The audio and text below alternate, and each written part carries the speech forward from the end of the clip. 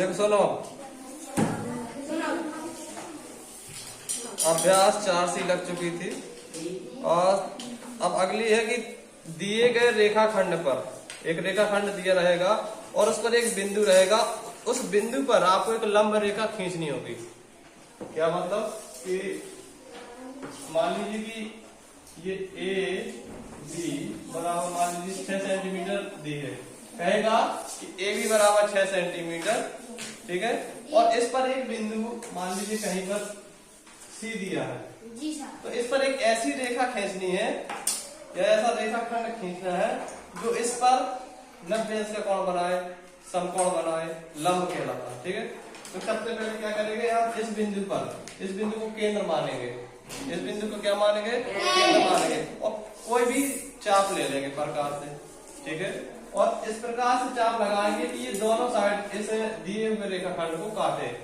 इधर रखा प्रकार और ऐसे चाप लगाया, ठीक है, जो ए बी रेखाखंड को एम और एन बिंदु पर काटेगा। आया समझ में?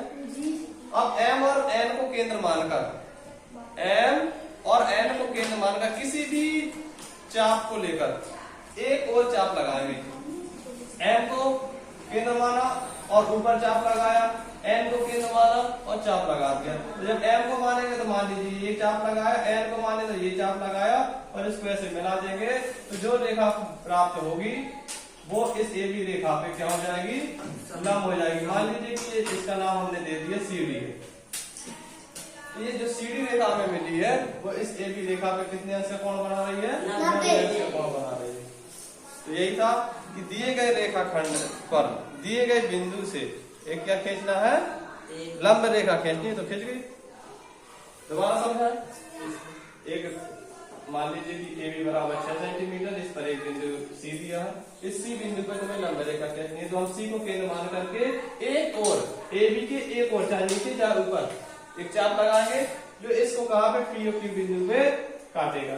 अब किसी भी चाप को लेकर के, चाहे यही जो अभी दिया था वही बना रहे, चाहे थोड़ा बढ़ा के लेंगे तो पी को केंद्र मान के चाप लगाएंगे, क्यू को केंद्र मान के चाप लगाएंगे, जहां पे ये दोनों चाप एक दूसरे को काटेंगे इस बिंदु को सी से मिलाते हुए आगे की ओर रेखा खींच देंगे और ये मान लीजिए कि सीधी रेखा में प्राप्त हो गई। ये सीधी रेखा, जो ये सीधी रेखा है इस ए बी रेखा पे क्या है, लंब है। तो हम कहेंगे सी डी लंब, ये लंब का चिन्ह है, इस पर लंब है, ये ए बी रेखा पे लंब है। मतलब है ये C D Rekha A B के बिंदु सी पर 90 अंश का कोण।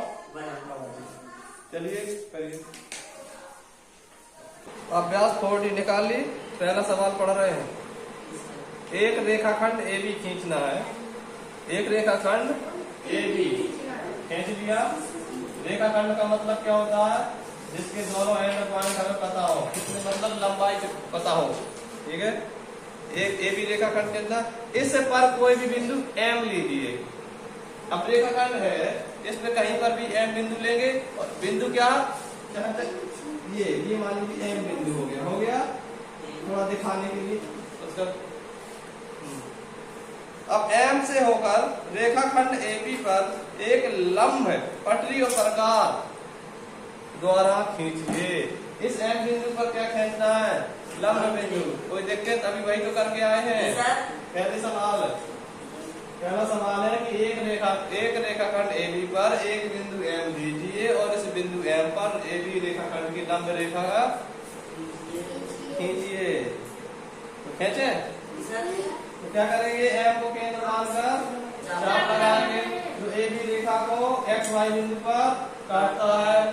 एक्स को केंद्र मान करके एक चाप लगाएंगे, वाई को केंद्र मानकर एक चाप लगाएंगे। ये दोनों बिंदु मान लीजिए कि एन बिंदु पे काटते हैं। एम को एन से मिलाते हुए आगे बढ़ा देंगे तो एम एन जो रेखा हमें मिलती है वो ए बी पर कैसी होगी, लंब होगी। आएगा समझ में? अच्छा, ये जो आप किसने बनाया है इसको, है? सब जने मतलब लड़कन ने भी मदद करी तुम्हारी? अच्छा, लड़कियन में नाम बताओ। मिनी का सहयोग है, मिनी ने मदद करी, मिनी ने इसमें बनाने में मदद करी कि नहीं करी? आर्मी ने करी है। आर्मी ने इसमें से क्या क्या बनाया? तिरंगा नीचे वाले ये फूल है, ये वाला, ये डंडी, ये गोल। अच्छा ये बनाया, ये गुलाब किसने बनाया? प्रिंसी ने। और ये किसने बनाया? क्रांति ने। ये डिब्बे को किसने सजाया? अच्छा प्रांसी और प्रिंसी ने। ये आई लव माई इंडिया किसने लिखा है? आर्मी ने। ये गमला किसने बनाया? आर्मी ने। ये फूल किसने लगाया? ये क्रांति ने।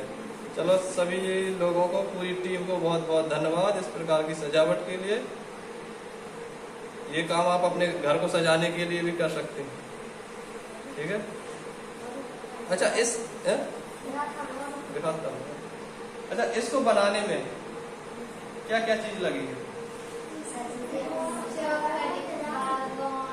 चौक का डिब्बा और कैंची। हाँ कैंची काटने के लिए, और रंग, गोंद, टैप। हाँ टैप भी लगेगा। और हाँ वो चौक का डिब्बा में हो गया। और ये कागज और कुछ भी लगा क्या?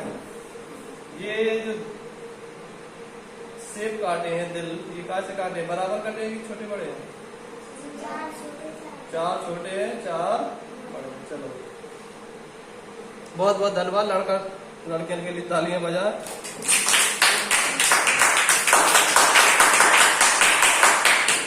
दूसरा सवाल, एक रेखाखंड PQ खींचना है, खींच ले। माप दी नहीं है तो चाहे जितनी माप को 4 सेंटीमीटर, 5 सेंटीमीटर, 6 सेंटीमीटर, 7, जितना भी खींचना हो खींच लिया। ये भी रेखाखंड हो गया, पटरी से खींचना है, हाथ से बस खींच देना। इस पर बिंदु R ले लो। अब इस पे R बिंदु ले ले, R बिंदु ले लिया। अच्छा PQ नाम देना है इसका, ये P है, ये Q। इस पर बिंदु R ले लिया। अच्छा एक बिंदु R लीजिए जो PQ पर ना हो, जो PQ पर ना हो। इस पे नहीं लेना है जो PQ पर ना हो। चलो ये बिंदु R ले लिया। अब कह रहा है कि इस R से होकर रेखा PQ पर एक लंब खींचना है। ऐसा लंब खींचना है जो इस R बिंदु से होकर जाता हो। तो क्या करेंगे? ये पहले शुरू में पढ़ा चुके हैं। इस R से इतनी दूरी ले लेंगे कि जो इस रेखा को से ज्यादा हो, तो इधर से रखेंगे और ऐसे चाप लगाएंगे। R को केंद्र मान करके एक चाप लगाया जो PQ रेखा को XY बिंदु पे काटता है। अब क्या किया? X को केंद्र माना, X को केंद्र माना, एक चाप लगाया। Y को केंद्र माना, एक चाप लगाया। ये जो एक दूसरे को कौन से बिंदु पे मान लीजिए? S बिंदु पे काटते हैं, ठीक है। अब R को S से मिलाते हुए एक रेखा खींच देंगे, ठीक है, जो PQ रेखा को P बिंदु पे काटती है। हो गया। तो ये जो RT रेखा होगी, रेखाखंड मान लीजिए, तो इसमें लंब हो जाएगा PRT, लंब हो जाएगा किस पर? PQ पर। फिर से समझे, एक सवाल दिया था कि एक रेखाखंड PQ खींचना है, इसके बाहर कोई बिंदु R लेना है, R से PQ पर लंब रेखाखंड की रचना करेंगे। हमने क्या किया? R को केंद्र माना और इतनी दूरी ले ली कि इस रेखाखंड से थोड़ी चाप लगाए। चाप लगाए तो इसको कहां पे काटा है? इस चाप में X और Y बिंदु पे इस रेखाखंड को काट दिया। अब X पे लगाया तो ऐसे काटा, Y पे रखा ऐसे काटा, ये S बिंदु पे काटे, S को R से मिला दिया, तो ये जो कोण बनेगा कितना का कोण बन जाएगा? 90 का। अगला सवाल देखो, इसमें तो माप दी है 5 सेंटीमीटर का रेखाखंड खींचना, खींचेंगे 5 सेंटीमीटर, 5 सेंटीमीटर का रेखाखंड खींच लोगे पटरी से।